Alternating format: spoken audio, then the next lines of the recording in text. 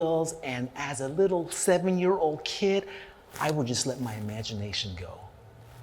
And this poem is my effort at capturing that moment. Boy in the sandbox throws magical dust into the air with a mighty grunt. A gazillion granules float to the ground and a bucket of water topples. Swoosh!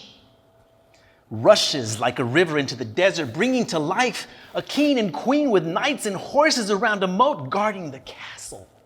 And then, monsters rise from the depths of the ground to flatten the kingdom built by two little hands that gave life to the village, being ruthlessly trampled by roaring mud creatures with 5 little finger-like legs. And then Tonkas and Hot Wheels of Chevy cars and fire trucks with siren sounds make their way to the hilltop to see a house catching on fire. And the mama is yelling for the little boy to get out of the house till the fire truck throws a bucket of water that turns the house into a mound of mushy mud that makes the fire go off. And then the Chevy car gets cleaned with a dip in the bucket. And the boy that escaped the burning house drives to the racetrack that was recently built in the shape of a giant circle with mud walls to keep the car from going off track because it's so fast.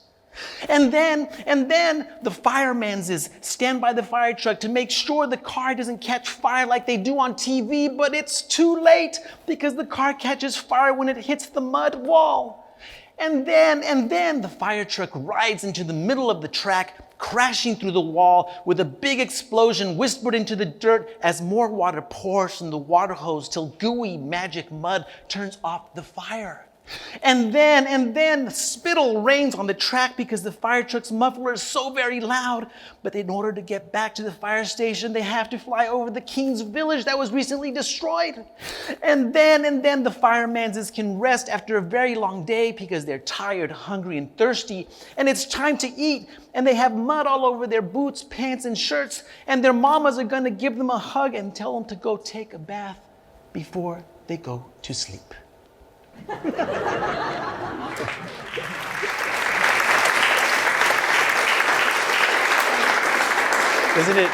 Isn't it great being a kid? All of the fun, none of the responsibility. So here is the piece that inspired it.